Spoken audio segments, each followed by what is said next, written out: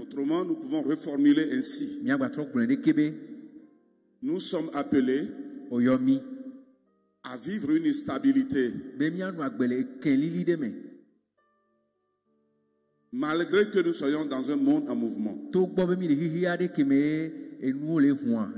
monde qui nous permet d'aller ça et là.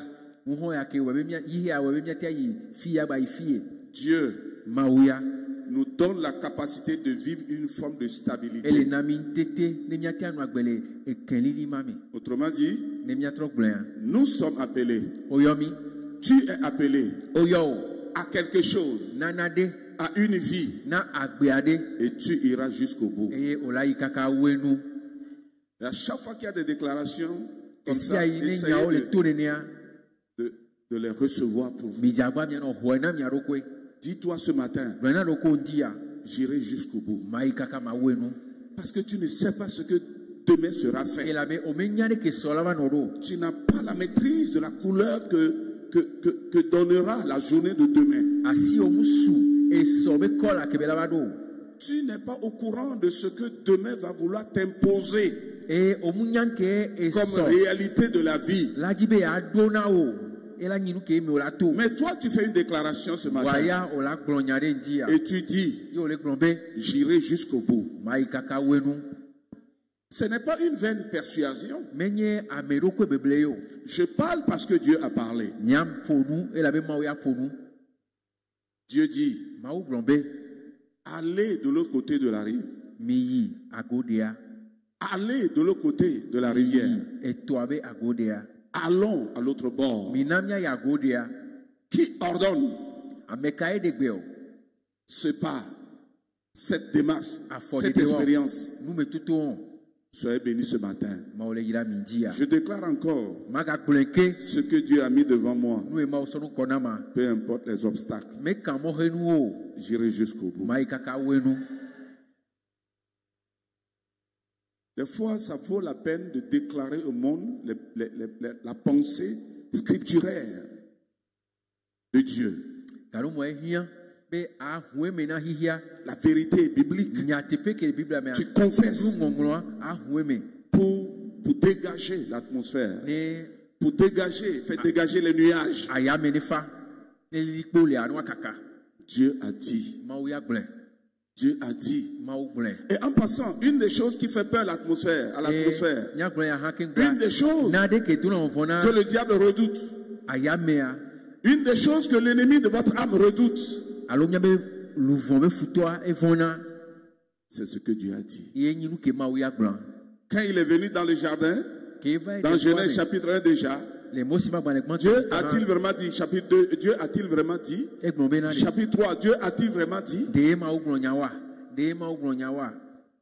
Je maintiens. Oui, Dieu l'a dit. Et là, lui, il vient en Matthieu 4 avec une fausse écriture.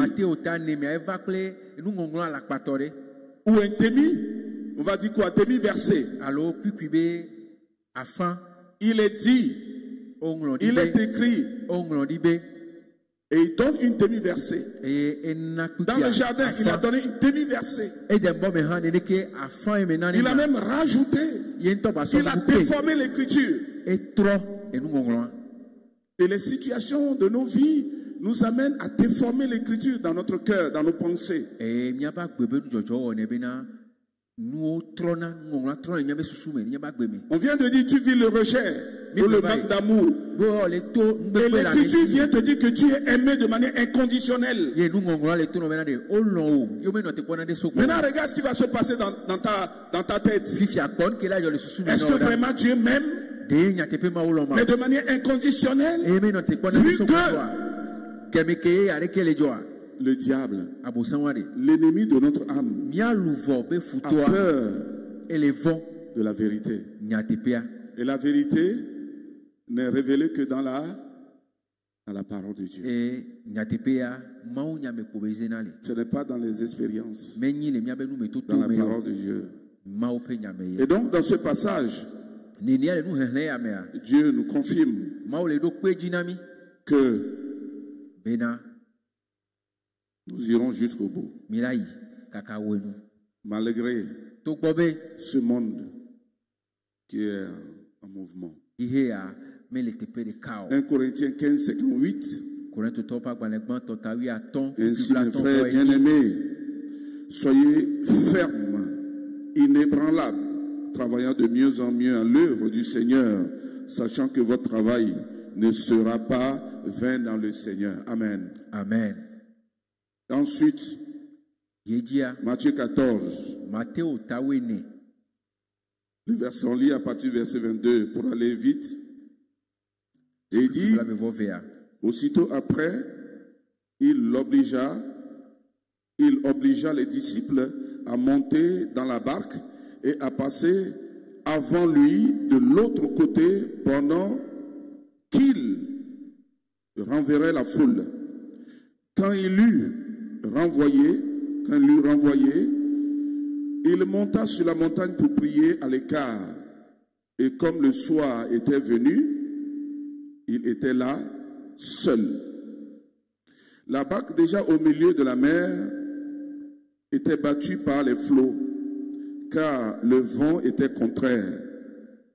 À la 4e veille de la nuit, Jésus alla vers eux, marchant sur la mer. Quand les disciples le virent marcher sur la mer, ils furent troublés et dirent, c'est un fantôme. Et dans leur frayeur, ils poussèrent des cris. Jésus leur dit aussitôt, rassurez-vous, c'est moi, n'ayez pas peur. Alléluia. Amen. Pierre lui répondit, Seigneur, si c'est toi, ordonne que j'aille vers toi sur les eaux. Et il dit, viens. Pierre sortit de la barque et marcha sur les eaux pour aller vers Jésus. Mais, voyant que le vent était fort, voyant que le vent, là il a utilisé non seulement ses yeux mais ses sens. Il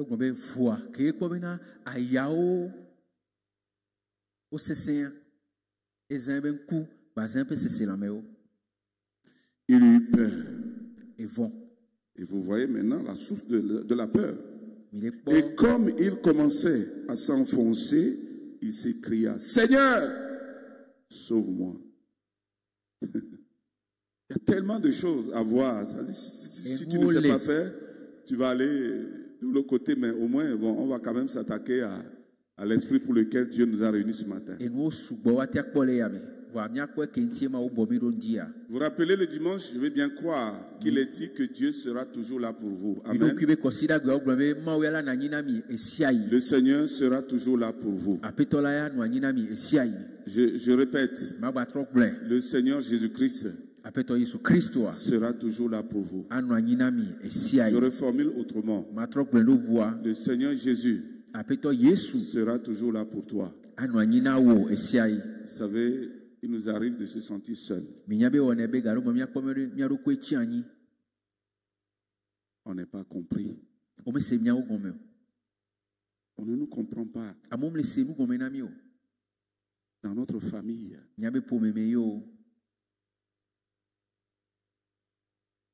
entre amis, dans un groupe, lorsque nous on avance les idées, on ne nous comprend pas.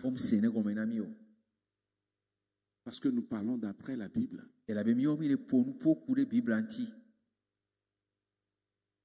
on peut se sentir seul. Mais voici Dieu qui vous dit encore ce matin, le Seigneur Jésus-Christ sera toujours là pour vous. J'en ai besoin. Parce que dans ma vie de tous les jours, il m'arrive à des moments où je veux même fuir.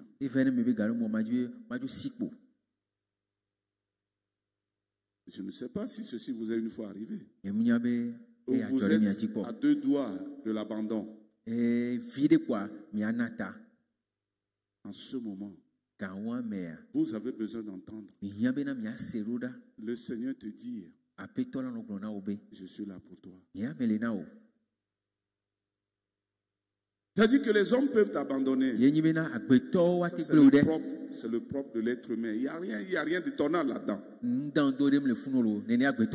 Jésus fut le premier exemple. Même, il y en a plus avant même. Mais Jésus, c'est un exemple parable.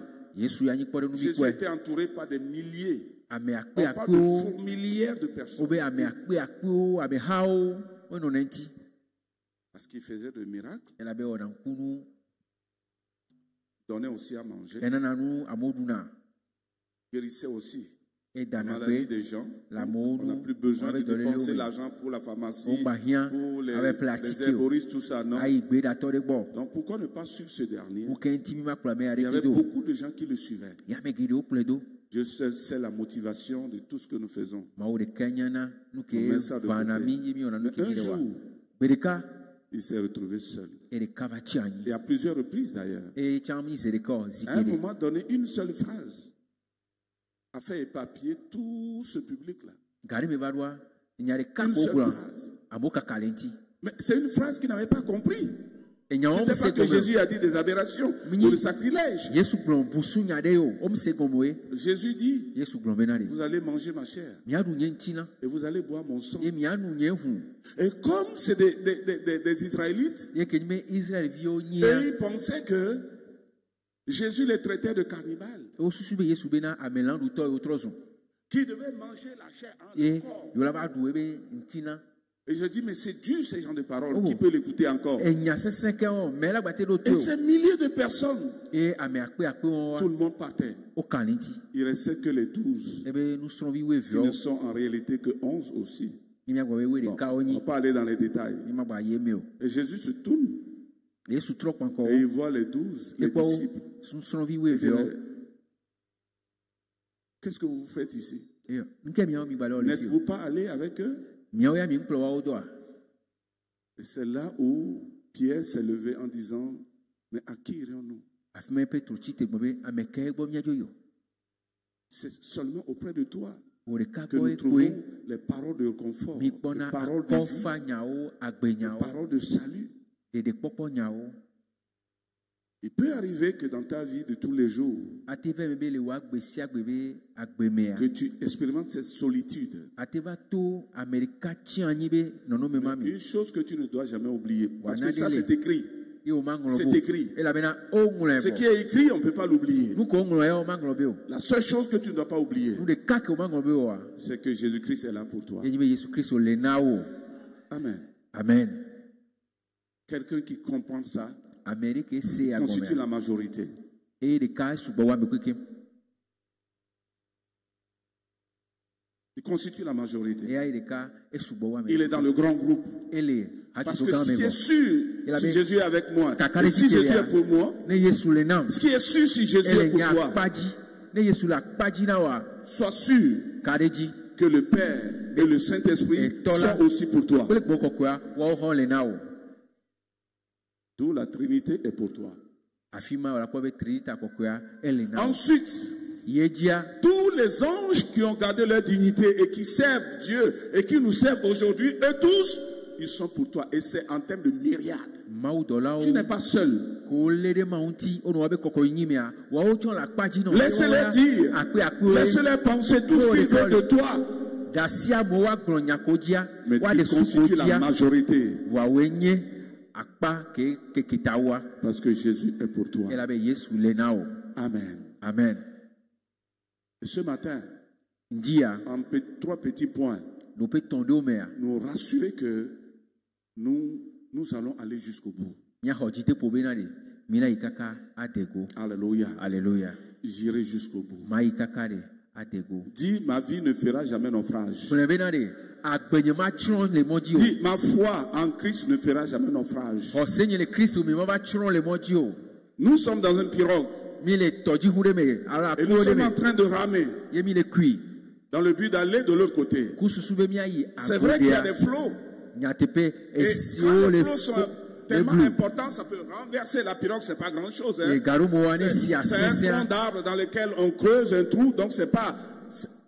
Même la Titanic est renversée. Qu'est-ce que nous pouvons dire de la pirogue? La pirogue peut être renversée et c'est fini pour vous. Mais sois sûr d'une chose. Ma foi ne fera jamais naufrage. Ta foi, ta vie en Christ ne fera jamais naufrage. Le monde essaie tout pour noyer notre foi, noyer notre engagement, noyer notre vie. Mais ce qui est vrai, ceci n'arrivera pas. C'est pourquoi? Parce que c'est Dieu qui a ordonné d'aller de l'autre côté. Et c'est une des raisons, la première raison d'ailleurs. Qu'est-ce qui fait que j'irai jusqu'au bout? Mon frère, ma soeur qui m'écoute ce matin, qu'est-ce qui fait que tu vas aller jusqu'au bout? Tu dois savoir. La raison est très simple. C'est Jésus le Seigneur qui ordonne tes pas. Dis Amen pour ça. Je ne me suis pas levé de moi-même.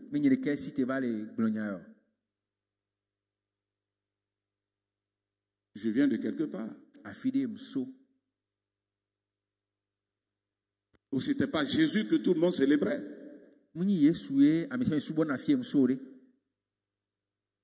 Ma mère n'a jamais été chrétienne avant que je ne connaisse Jésus. Loin encore, mon père. Aucun de mes frères. Le seul qui me narguait en disant que quand j'ai connu vraiment Jésus, qui me taquinait, qui me narguait, lui me dit, mais toi, je suis le dernier, donc il me traitait d'enfant, d'innocent. Qu'est-ce que moi je connais? Qu'est-ce que ceci? C'est mon grand frère d'ailleurs. Il vantait sa foi, mais quand il est allé, il a dit quelque chose, j'ai dit, oh regarde, n'importe quoi. Il me dit que moi j'ai reçu 7 baptêmes. Quelqu'un qui se vante avec 7 baptêmes, c'est farfelu. Mais le gars n'a rien compris. Il n'a jamais été chrétien. Parce que ce n'est pas le nombre de baptêmes qu'on a reçu et qu'il me cite à la Doura. C'est mon grand frère, même père, même mère. Ma famille ne connaissait pas Christ.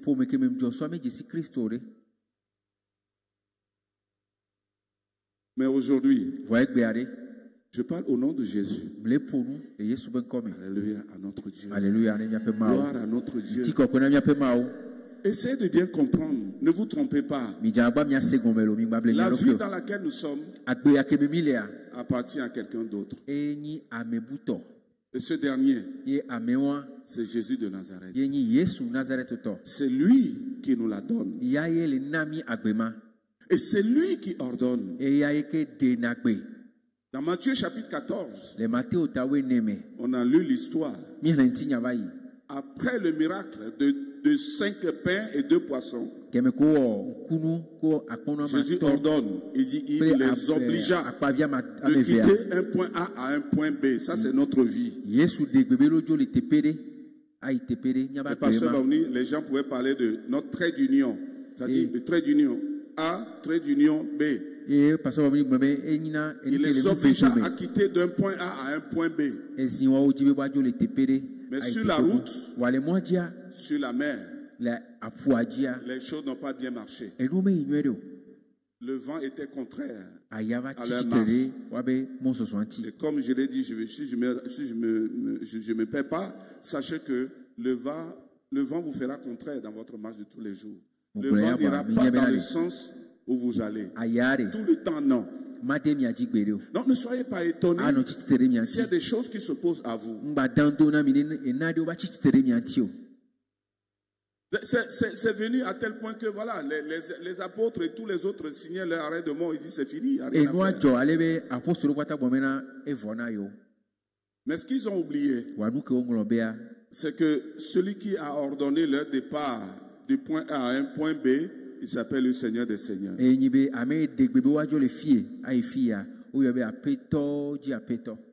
Donc, qu'est-ce que je comprends ce matin? Dieu t'a légué quelque chose. Dieu t'a donné quelque chose. Dieu a remis quelque chose dans ta main. C'est comme le vent est en train de s'efforcer de renverser la dite chose. Maintenant, comprends quelque chose. Tu ne peux rien recevoir et qui ne vient pas du ciel. Et comme tu l'as reçu du ciel, à coup sûr, tu arriveras à destination. Voilà un peu le schéma. Et donc c'était dur pour Pierre et les autres. Et comme ça aussi, ça peut être dur. À des moments donnés, ça peut être compliqué. Mais qu'est-ce qui est magnifique? C'est bien de savoir que Jésus qui a ordonné la marche. Et de manière précise, vous allez voir que Jésus marchait sur l'eau. Parce qu'on va voir dans un autre point. On va voir dans un autre point. Et les disciples étaient étonnés, ils traitaient Jésus-Christ de fantôme. Jésus dit non, c'est moi. Soyez rassurés. Pierre répliquant en disant, si c'est vraiment toi, ordonne que je marche aussi sur les eaux et que je vienne à toi. Qu'est-ce qui s'est passé? La Bible dit, Jésus l'ordonna. Alléluia. Alléluia. Jésus ordonna cette marche. Et vous allez, mais là c'est fini, c'est tout. C'est pas tout. Pense à ceci.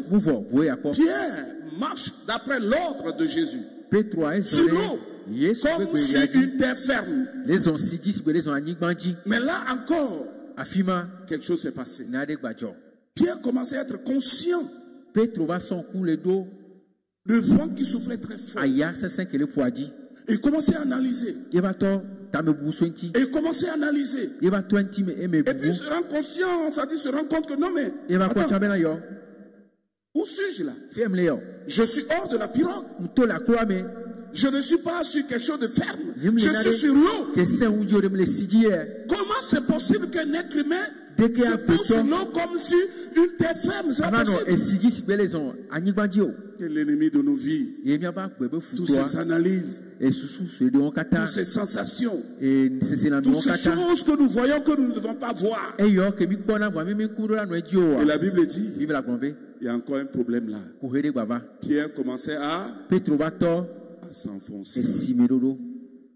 Et là, quelqu'un peut me dire, mais oui, Jésus peut ordonner tes pas, mais tu vas t'enfoncer. Je dis et je le redis encore.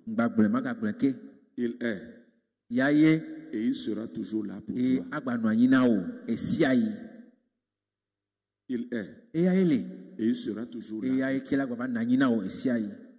Quand tu veux te noyer, il est là pour toi. J'ai dit tout à l'heure que ta foi ne fera jamais naufrage.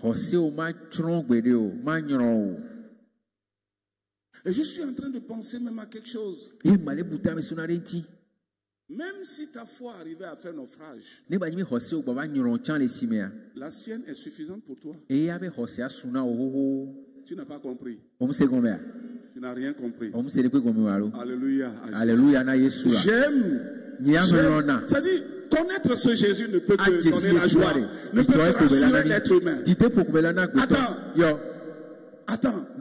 Oui, il faut la foi, tu dois avoir la foi.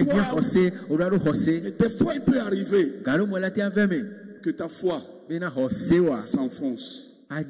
Presque, on va utiliser cette expression, t'abandonne. Mais même ça, la sienne, la foi de Jésus, est suffisante pour toi. Alléluia. Alléluia. C'est fabuleux. Alors, mais qui suis-je dans tout ça? Je suis juste un sujet de grâce. Je suis privilégié.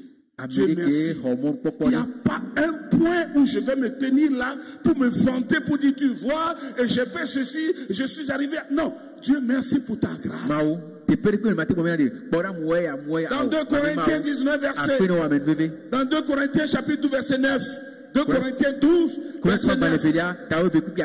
Ma Bible dit que sa grâce est suffisante pour moi.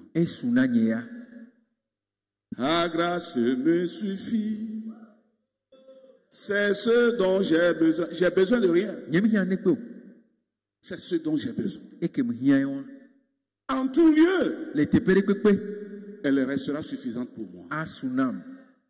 Que ce soit sur l'eau, elle est suffisante pour moi. Que ce soit que je suis en train de m'enfoncer, c'est elle, hein? Elle est suffisante pour moi. Parce que si Jésus dit oui, qui peut dire le contraire? S'il dit oui, qui peut s'opposer? Il est le seul qui ordonne nos pas. Et c'est pour cette raison que j'ai cru. Et ma foi est renouvelée. Que j'irai jusqu'au bout. Toi, tu as peur pour ma vie. Presque je parlerai comme Jésus ce matin. Il faut avoir peur pour toi. Jésus dit ne pleurez pas pour moi. Hein. Pleurez pour vous et pour vos descendants. N'ayez pas peur pour ce qui me concerne. Dieu s'est révélé à moi de manière particulière dans sa grâce. Et c'est tellement réconfortant. Et c'est ce qui fait que je crois que j'irai jusqu'au bout. Sur le chemin, il y aura des vents forts.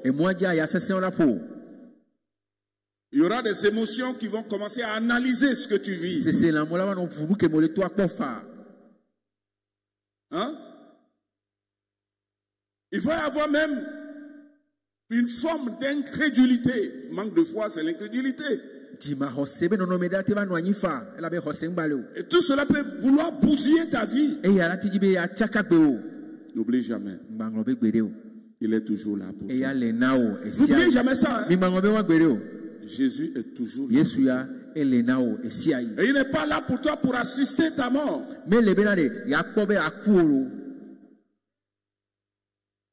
Non, tu n'as rien compris. Oh, je vais assister. Quand il va donner le dernier souffle, je vais l'assister. Il n'est pas là pour assister à ma mort, à ma destruction. Quand la mort se pointe, quand la destruction se pointe à l'horizon, quand lui il est présent, il bousille toutes ces choses. Et il te dit, la vie est pour toi. La mort n'est pas ton partage. Et donc je déclare comme le psalmiste, je ne mourrai point. Je vivrai. Je raconterai les œuvres de l'Éternel. C'est aussi simple que ça. Toutefois pas moi. Parce qu'il sera toujours là. Pour moi. Pour moi. Pense un peu. Jésus était sur la montagne en train de prier pendant qu'il a renvoyé les disciples et renvoyé la foule. Et il priait, il était seul.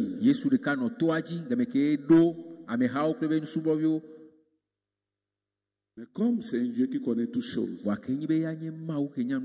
connaît tous les péripéties de la vie. Il sait tous les vallées, tous les montants, tous les creux que nous allons traverser.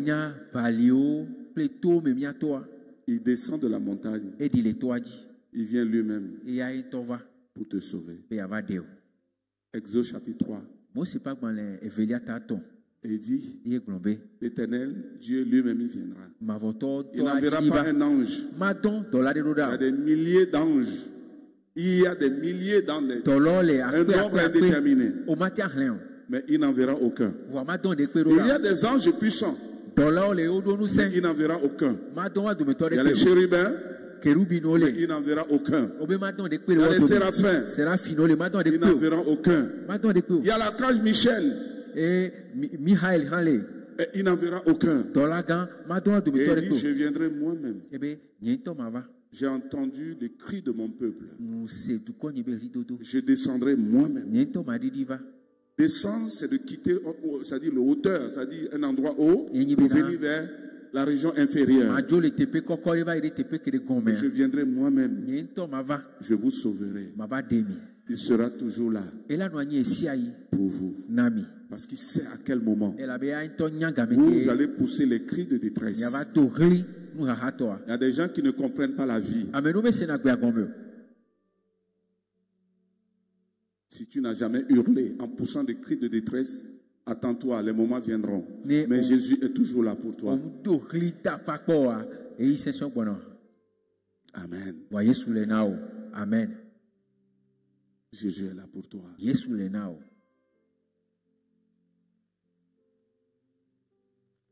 Dans Nombre chapitre 23. 23.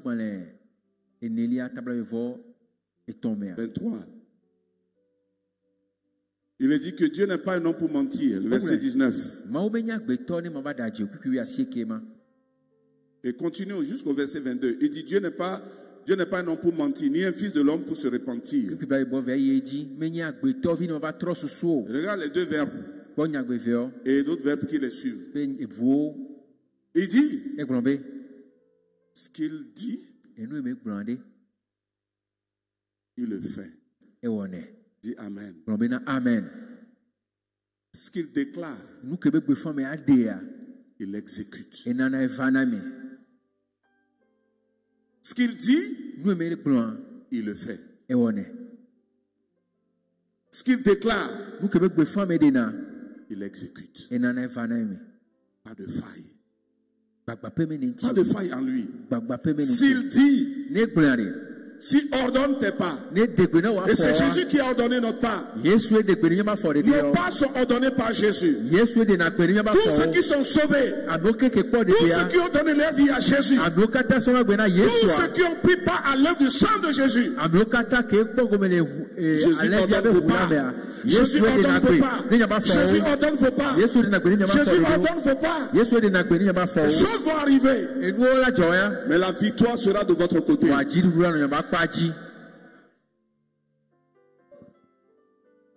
Ta foi peut faire naufrage.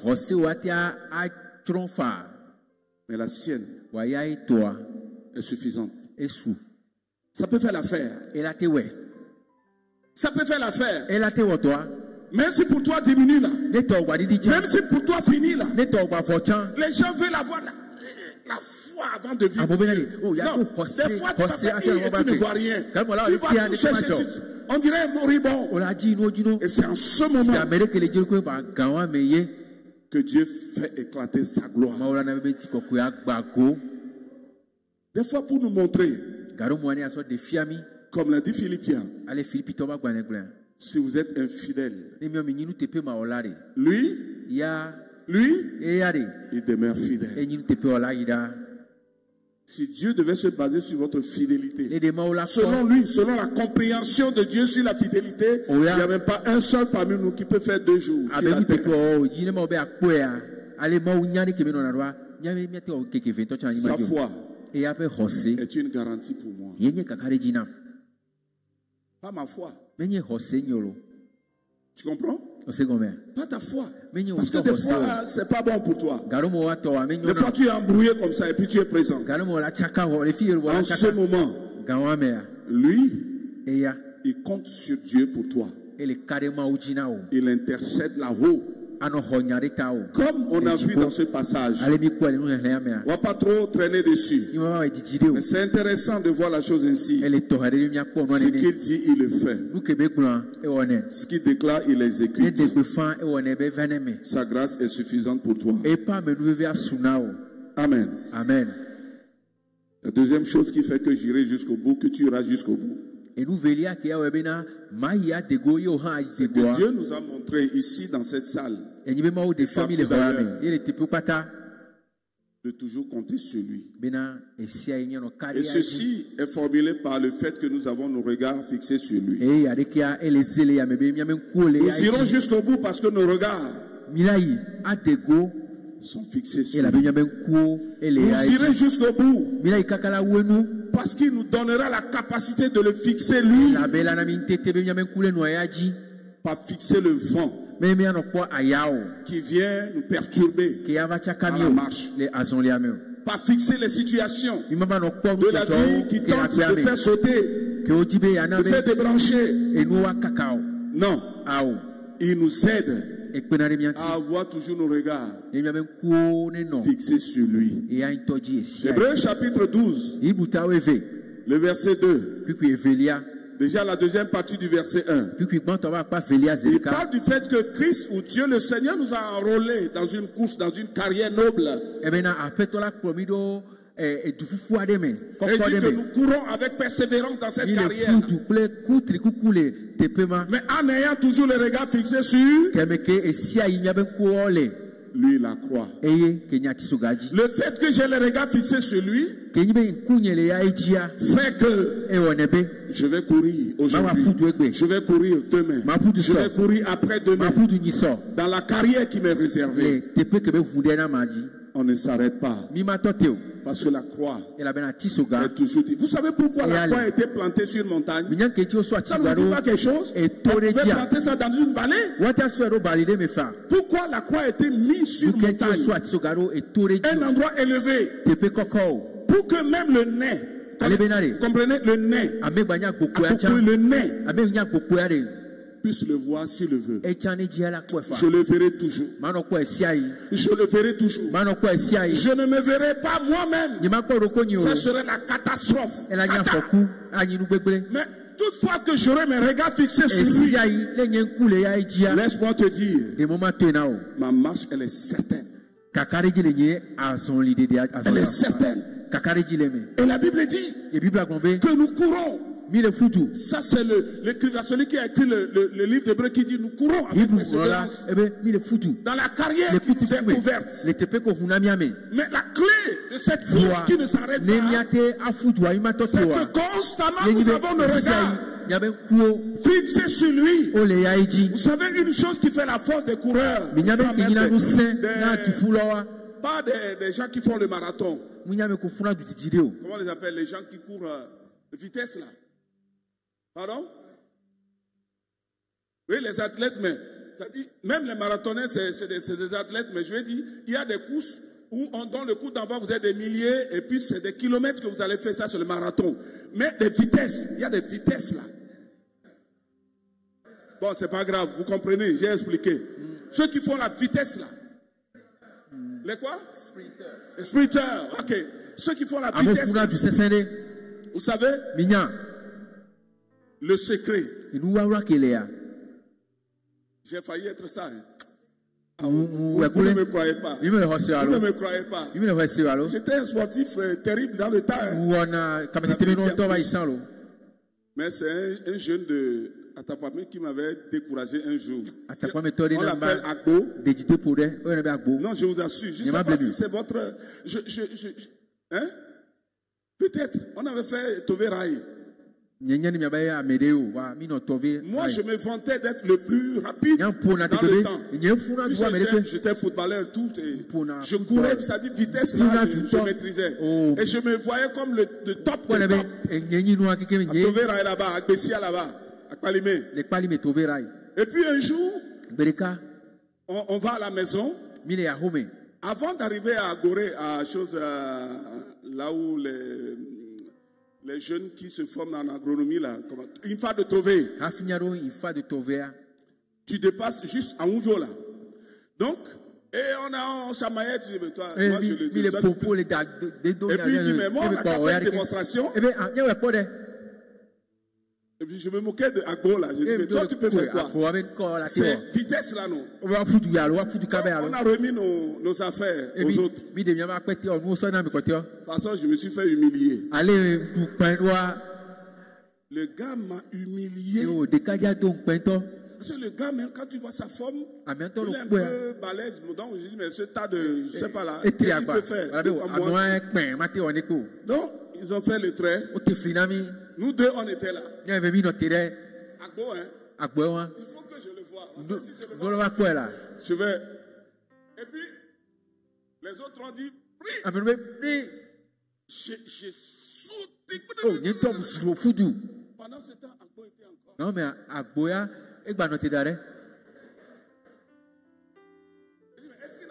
On a donné un coup d'envoi ou pas? On s'est donné comme destination, je ne sais pas, début de SRCC là. Ceux qui connaissent un peu par lui. Le gars me laisse aller comme vers Sono ou Portail là. J'étais découragé. Je voulais abandonner. Je dis, mais le gars, je lui ai dit que s'est levé. Je vous garantis. En quelques secondes, j'ai entendu. J'ai pris peur. Le gars était là-bas avant que je... À partir de ce jour, je l'ai fermé. Le gars là, il serait peut-être en Europe, tout ça, il va manger de...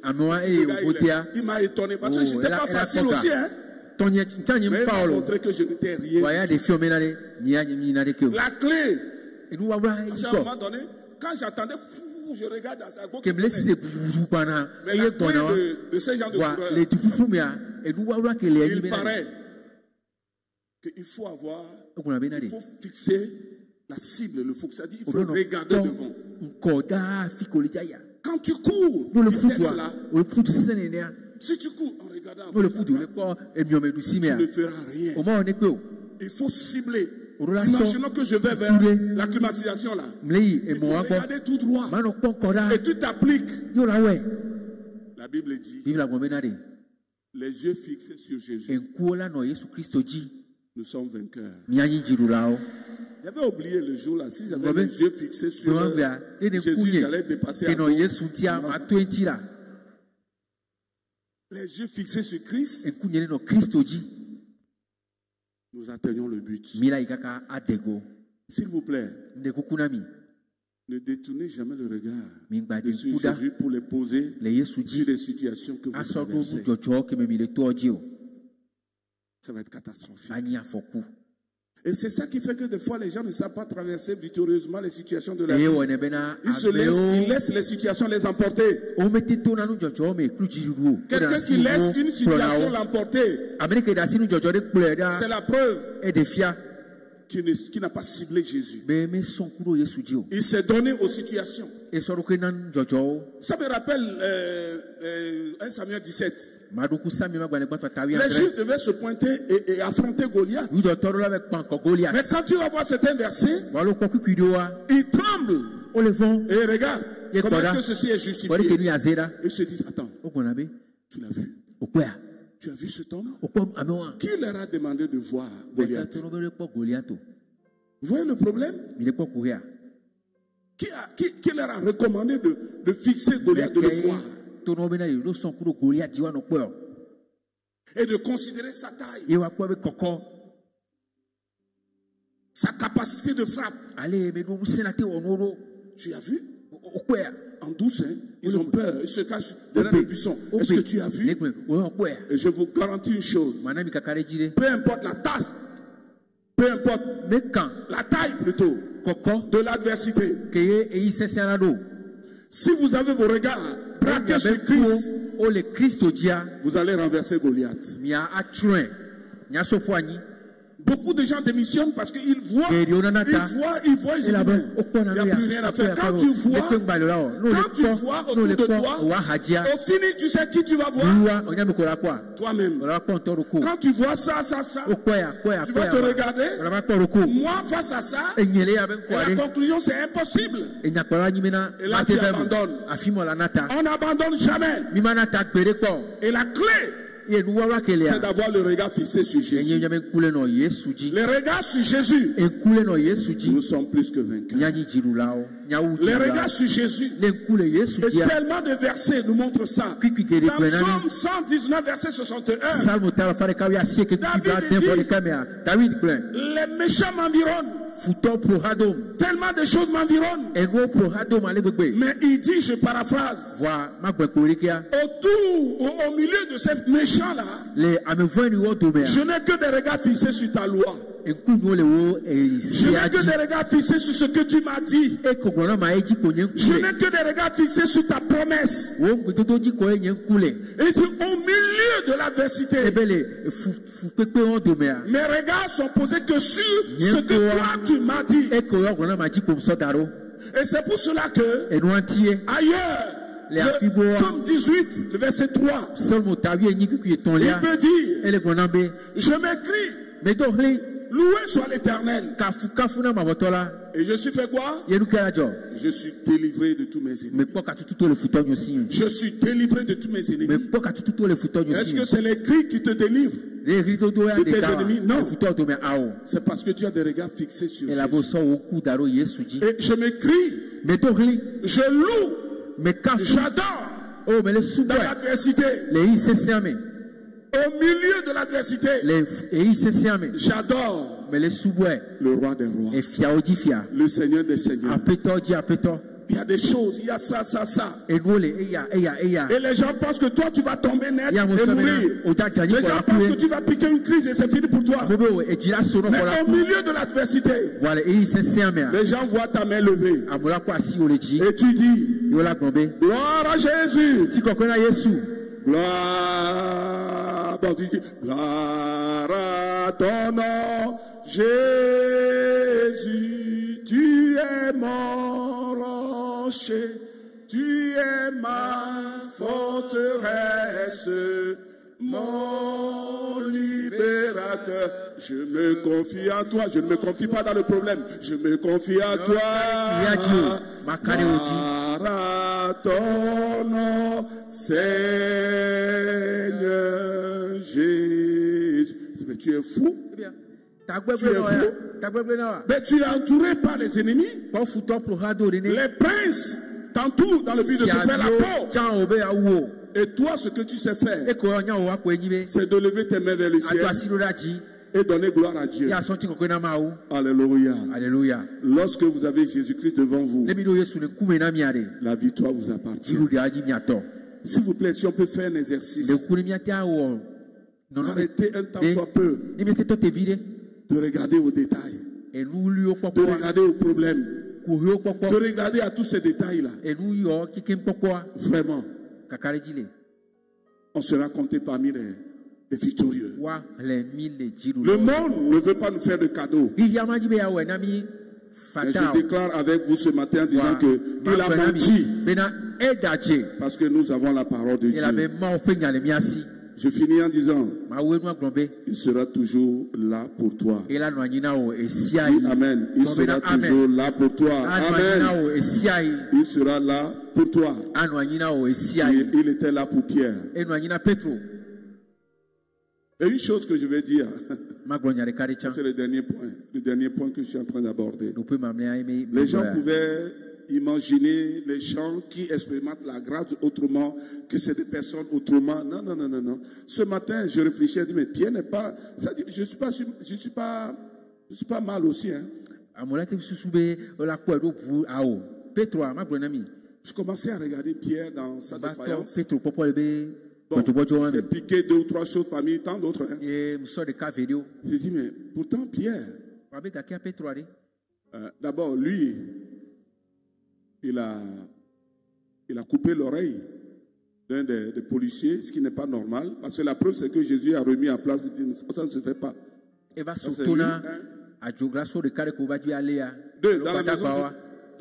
Ensuite, Jésus a dit, je serai pour vous tous une pierre d'achoppement. Vous allez tous me laisser. Vous allez tous me renier. Et au milieu des disciples, Pierre fait la main comme ça. Et il traite Jésus de menteur.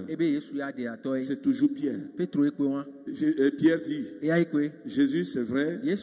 On sait que, voilà, ça là, tu as menti. Parce que tu devais dire que vous allez tous me renier, sauf moi, Pierre. Parce que là, tu as mal vu. Vous voyez quel type de qui il est question? Quelqu'un qui, comme ça, critique son Seigneur. C'est comme Jésus n'a pas dit quoi. Tout le monde, oui, mais pas attends, Jésus, il fallait finir la phrase. C'est qu'une demi-phrase peut prêter à confusion. Tu devais dire, vous allez tous m'abandonner, mais sauf moi, Pierre, j'irai jusqu'à la croix. Tu as oublié. Même si moi je dois prendre ta place à la croix, je suis là. Toi, mets-toi de côté. Mais voici, crucifiez-moi. Laissez Jésus, laissez le Seigneur. Jésus dit, il n'a pas dit fortement, il a dit, menteur. Mais Pierre était sérieux. Il était sincère. C'est pas fini. Lorsque Jésus était devant le roi, une vieille est venue regarder parmi les gens. Son accoutrement l'a trahi. Et son accent aussi. Et puis la vieille a dit, avec une canne, peut-être avec tabac dans la bouche, je ne sais pas, j'exagère. Tabac. Elle dit, mais toi aussi, je t'ai vu parmi eux. Tu fais partie de ce groupe-là. Pierre dit, vieille, si tu ne quittes pas ici, la vieille insiste. Elle dit, non, laissez la vieille là. Vous voyez son âge, non? C'est la cécité qui est poussée vers elle là. Donnez-lui un produit là. Elle va mettre ça sur les yeux. C'est avec ou quoi? Moi, avec Jésus. L'homme est grave, hein? Pierre dit ça. Il n'y a rien. C'est-à-dire, que rien ne vous étonne sur cette terre. Pierre, qui a mangé le repas de Jésus, qui a expérimenté la touche d'amour de Jésus, qui a vu Jésus faire des miracles, qui a entendu parler Jésus, qui a reçu les promesses de Jésus. Pierre dit, ne me mettez pas dans ce groupe. Moi, je ne le connais même pas. Toi, tu ne connais pas Jésus aujourd'hui. C'est pourquoi je dis très souvent que des fois, les situations sont plus fortes que nos bonnes décisions. C'est tu as beau dire, ma décision, moi j'ai décidé, j'ai la bonne volonté, mais des fois, il y a certaines situations quand elles s'imposent à toi. Et toute ta force, décision, tout ça là s'écoule en une façon de se c'était pas un truc planifié par Pierre de renier Jésus. Mais la réalité de la vie a rendu Pierre méconnaissable. Voilà, le gars, en plus il a suivi Jésus de loin. Quand il portait la croix, il a fui Jésus. Jésus était seul sur la croix. Pourtant, c'est lui qui disait que lui pouvait même aller à la croix.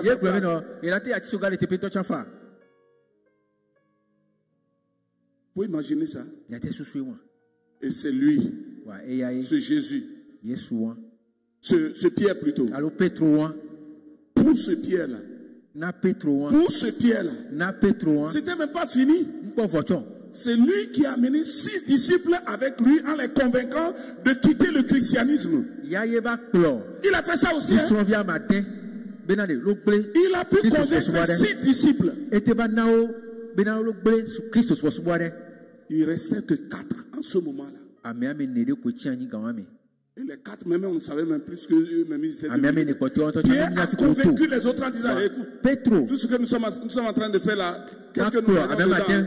Qu'est-ce que nous gagnons dedans? Laissons ça. Les gens peuvent. Non. Et puis il est convaincant. C'est pas pour rien que Jésus l'a choisi. Hein. Il a convaincu 6 disciples. Plus lui, ça fait 7.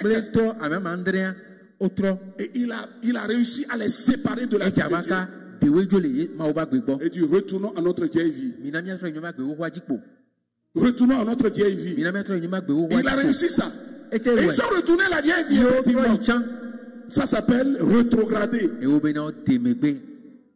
Mais laissez-moi vous dire, à ce Pierre-là, Jésus sera toujours là pour lui. Toujours là pour lui? Non. Non. Il a trop trahi. Jésus dit, je suis et je serai toujours là pour toi. Je te dis ce matin, ton Dieu sera toujours là pour toi. Jean 21. Jésus était là pour les disciples rétrogradés. Jean chapitre 4. Jésus-Christ était là pour cette femme qui souffrait dans sa vie parce qu'elle menait une vie bizarre. Elle s'appelle la femme samaritaine. Jésus devait aller tout droit, mais il a accepté de ne pas prendre le raccourci, de faire tout le tour jusqu'à venir sur le territoire de Samarie pour rencontrer cette femme qui souffre dans son âme. Jésus sera toujours là pour toi. Jésus était là dans Genèse chapitre 4 pour cette femme, cette veuve appelée veuve de Sarepta. Jésus sera toujours là pour elle. Elle était prête à manger ce qu'on appelle le repas de fin de vie, le dernier repas. Et Jésus était là, le Seigneur était là au travers de l'homme de Dieu, pas pour l'acclamer, pas pour assister à sa mort, mais pour la donner la vie. La vie à elle et à son enfant. Jésus sera toujours là. Il sera toujours là. Il sera toujours là. Jésus sera toujours là. Dans le même passage de Genèse 4, Jésus sera toujours là pour cette famille qui cherchait tant d'enfants. Et Jésus sera toujours là pour eux.